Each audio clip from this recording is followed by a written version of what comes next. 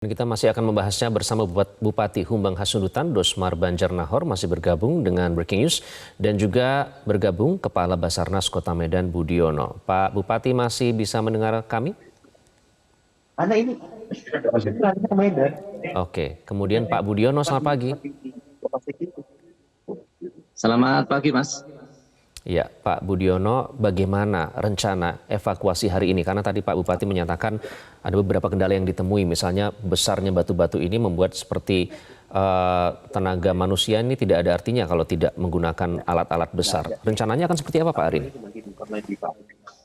Ya, benar sekali. Terima kasih, Mas. Selamat pagi, pemirsa. Untuk pagi hari ini, kami tim SAR gabungan yang terdiri dari TNI, Polri, Basarnas, BPD, kemudian Damkar dan unsur lain, kami telah melakukan rain-off untuk kegiatan hari ini. Rain-off hari ini kita membagi 3 seru. Yang seru yang pertama adalah tim SAR melakukan pencarian di atas permukaan maupun di bawah air.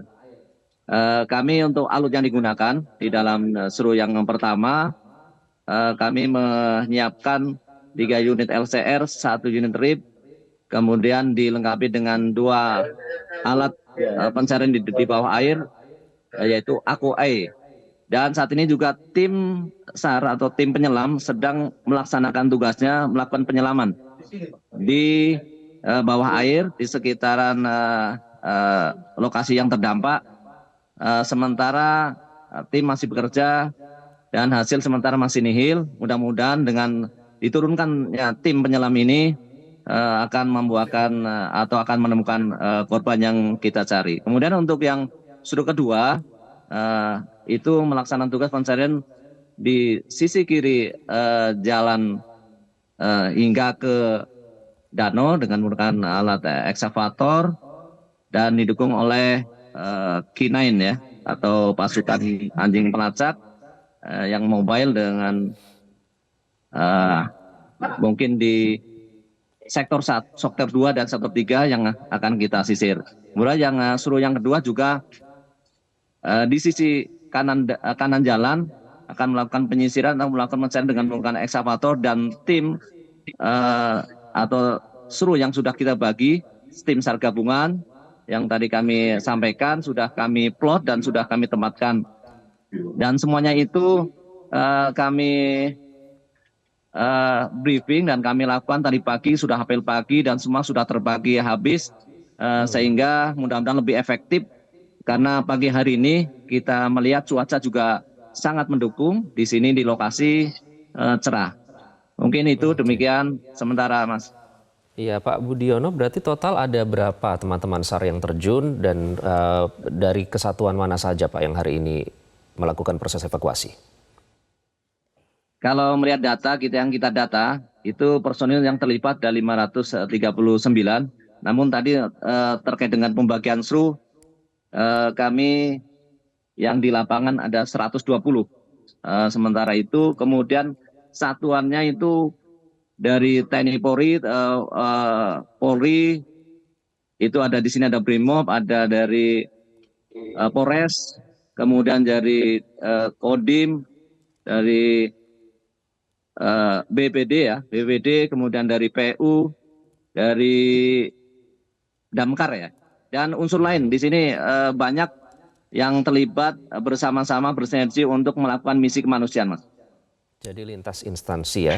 Pak Budiono, kami tadi tampilkan kepada pemirsa gambaran sedikit di danau itu ya. Kami ingin mendapatkan gambaran. Jadi untuk melakukan proses evakuasi tentu harus menyelam. Nah, danau ini sendiri dalamnya sekitar berapa kedalamannya? Kemudian airnya apakah keruh atau jernih atau seperti apa, Pak? Ya, betul. Untuk kedalaman tadi memang sedang diselami dan bervariasi. Untuk air saat ini memang di tepian danau kita lihat visibility-nya 0 karena kan airnya sangat keruh yang dekat dengan bibir pantai. Namun di menjorok ke arah dalam maka akan berbeda dengan kondisi yang di tepian danau tersebut, Mas. Oke, jadi yang mendekati bibir danau ini airnya keruh, visibility-nya bahkan nol begitu ya, tapi semakin ke tengah airnya semakin jernih ya. Artinya Benar, lebih benar sekali. Karena ada sungai yang memang saat ini masih mengalir dan airnya juga keruh, berpengaruh juga kepada penyelam nanti. Namun kami sudah mengantisipasi dengan memang mempunyai skill tertentu penyelam dan mempunyai alat yang bisa membantu untuk mencari keberadaannya korban apabila memang eh, ditemukan nanti. Oke, Pak Bupati, danau ini sehari-hari digunakan untuk apa saja, Pak? Apakah hanya untuk wisata atau juga untuk Ya. sumber air atau perikanan? Untuk apa saja, Pak Bupati? Danau ini hanya untuk wisata, Pak. Di sana tidak ada perikanan, Pak, kebetulan. Dan bukan Hanya untuk untuk air minum, wisata. jadi hanya untuk wisata aja, Pak, Danau Toba, pinggiran ini. Oke. Ada perubahankah sebelum dan sesudah longsor ini, Pak? Sepertinya tidak ada, Pak, masih tetap sama. Tetap sama. Kemudian dari segi kejernihan air, apakah setelah longsor dan banjir ini airnya menjadi keruh atau seperti apa? Memang keruhnya cuma air dari hulu dia, Pak, karena masih ada lumpur, otomatis ketika masuk ke danau itu agak keruh dikit, itu aja dampaknya. Oke. Ini dalamnya sekitar berapa meter? Apakah Bapak punya datanya? Kalau kedalaman itu memang kebetulan yang lebih tahu Basarnas. Kalau kita di kabupaten sebenarnya sih dalamnya belum ada ngukurnya, Pak. Danau Toba itu secara umum. Oke. Biasanya wisata apa saja, Pak, yang dilakukan oleh warga di Humbahas di sekitar wilayah Anda ini? Di sana, Pak, tidak ada aktivitas pariwisata, cuman airi aja, Pak. Orang lewat cuman melihat keindahan Danau Toba aja, tapi aktivitas wisata di sana hampir tidak ada aktivitas wisatanya.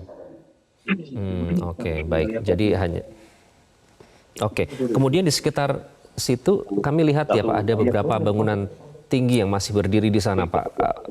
Ada apa namanya untuk infrastruktur pendukung wisata ini, memang ada bangunan hotel di sana? Nah, ada satu hotel, Pak. Hotel namanya Hotel Senior Bakaran. Itu dibangun di 2018 yang lalu itu, Pak, dibangun. Oke. Dan hotel itu juga ikut terdampak dalam bencana kali ini. Sampai sekarang sih masih utuh dia, Pak, masih bagus, Pak. Oke, baik. Pak Budiono, ini kalau cuaca sudah bagus, kemudian personil juga sudah terjun semua. Kemudian rencana yang akan dilakukan apa, Pak, setelah ini? Apakah difokuskan kepada penyelaman atau tadi di pinggir bibir pantai seperti yang Anda katakan? Baik, Mas. Jadi semuanya bergerak, Mas. Tidak hanya di pinggir pantai ataupun di perairan, di permukaan maupun di kedalaman.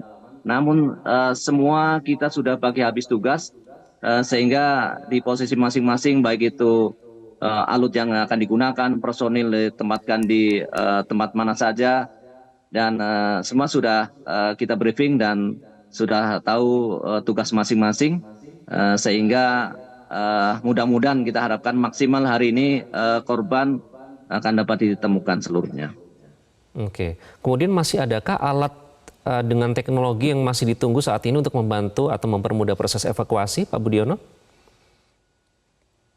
Untuk sementara sudah cukup karena kami sudah kerahkan terkait dengan alat AQAI tadi. Memang itu seperti sonar bisa mendeteksi korban di kedalaman air. Dan juga langsung kami juga terjunkan penyelam apabila memang ada di dalam, kita sisir dari arah timur ke barat. Sehingga apabila ada korban akan bisa ditemukan. Kemudian juga kami juga menyiapkan alat ekstrikasi, kemudian alat monitoring juga kami siapkan seluruhnya apabila memang itu diperlukan, sudah kami siapkan di lokasi di sini. Oke, Pak Budiono, itu rencana untuk hari ini ya. Terakhir, Pak Bupati, apa himbauan yang Anda ingin sampaikan kepada para korban, kepada warga Anda yang saat ini masih mengungsi? Memang terima kasih, Pak. Kita selalu himbau agar tetap kuat. Kedua, tetap berdoa. Biar semua tim yang terkait pencarian ini Tuhan tolong, Tuhan pimpin biar mereka cepat ditemukan. Terkait memang terganggunya kehidupan, kami dari pemerintah dengan BNPB, dengan semua para pihak akan melakukan yang terbaik agar mereka tetap bisa hidup normal secepatnya seperti sebelum ada bencana ini, Pak. Baik, yang terbaik itu harapan kita bersama. Semoga semua korban bisa segera ditemukan sehingga bisa dikembalikan kepada pihak keluarga. Pak Bupati terima kasih, Pak Budiono terima kasih sudah bergabung dengan Breaking News Metro TV. Jelajahi cara baru mendapatkan informasi. Download Metro TV Extend sekarang.